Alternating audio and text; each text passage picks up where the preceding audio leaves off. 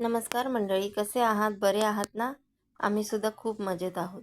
तर जुई पाटील या चॅनलकडनं तुमचं सर्वांचं अगोदर मनःपूर्वक स्वागत.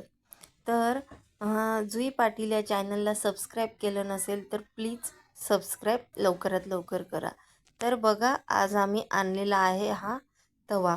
माझ्याकडे ऑलरेडी 2-3 तवे होते, पण त्यामध्ये आहे ना डोसे होतच नव्हते. म्हटलं की चला जाऊन बघूया, डोस्यांसाठी आपण तवा घेऊन बघूया.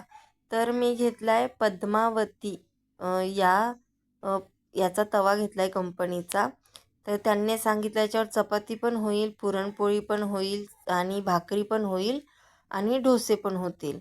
तर मला तर काय अनुभव नाही आहे. तर कोणी घेतला असेल तर मला कमेंट्समध्ये नक्की सांगा हा तवा आहे का म्हणून चांगला. तर मी आज बनवणार आहे बघा, बीट, गाजर, कोथिंबीर आणि मी त्या तव्यावर ट्राय करणार आहे मुंगाचे डोसे. तर बनवूया आपण आता मुंगाचे डोसे. मूग हे रात्रीच भिजत टाकलेले आहे. त्याचबरोबर त्यामध्ये मी टाकलं आहे थोडंसं बीट आणि गाजर. तर सकाळी सकाळीच बनवले ते, म्हणजे 7-8 वाजताच्या दरम्यान. तर म्हटलं नाश्त्याला पण चांगलं आहे आणि बीट वगैरे खाल्ल्याने थोडंफार रक्त तरी आपलं वाढेल. आणि मी केलेलं आहे त्याच्यामध्ये मिक्सरमध्ये हे पूर्ण बारीक करून घेतलं हे 3 मिश्रण. त्याच्यामध्ये मी थोडंसं जिरं पण टाकलेलं आहे, थोडीशी चटणी पण टाकलेली आहे. तुम्हाला जर चटणी टाकायची असेल तर तुम्ही चटणी टाका किंवा हिरवा मिरची, लसूण असं हे बारीक करून घ्या. मी केलेलं आहे बघा बारीक. माझी लहान मुलगी असल्यामुळे मी आहे ना त्याच्यामध्ये फक्त जिरं आणि थोडंसं तिखट हे असं ॲड केलेलं आहे. मिक्सरमध्ये बारीक करून घेतलेलं आहे मिश्रण आणि ते पूर्णपणे एकदम पातळ केलेलं आहे. म्हटलं बघूया आपल्या तव्यावर होतं की नाही होतं म्हणून. तेल टाकलेलं आहे. तेल टाकून घेतलेलं आहे. उलथणीने ते पसरून घेतलेलं आहे. म्हटलं नवा तवा आहे. मी मागच्या वेळी तेच केलं. नवीन तवा आला पण त्या तव्यावर आहे ना झालं नाही. म्हटलं मग बघूया याच्यावर होतं की नाही होतं.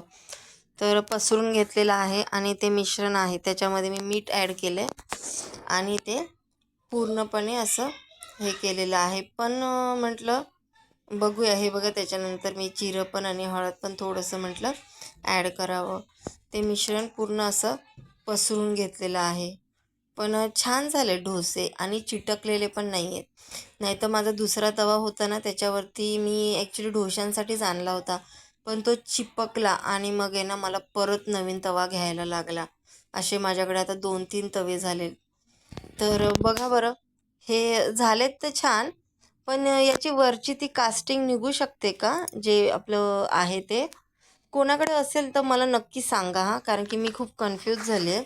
त्याच्यामध्ये ते ना खूपच असं पातळ होत होते म्हणून मी याचं ज्वारीचं पीठ मिक्स केलेलं आहे थोडं. मग तो छानच असा आपल्याला मी करून बघितला तर छान झाला आहे आणि चिपकत पण नव्हता. तर आता एवढीच भीती आहे की होतंय की नाही पुढे, म्हणजे टिकतोय की नाही तो चांगला. परत मी अजून एक दुसरा पण साधा असा डोसा बनवला आहे की त्याच्यात बीट आणि गाजर मी टाकलेले नाहीत, फक्त साधा. त्याच्यामध्ये फक्त मीठ ॲड केलं आहे. तर बघा, नक्की सबस्क्राईब करा.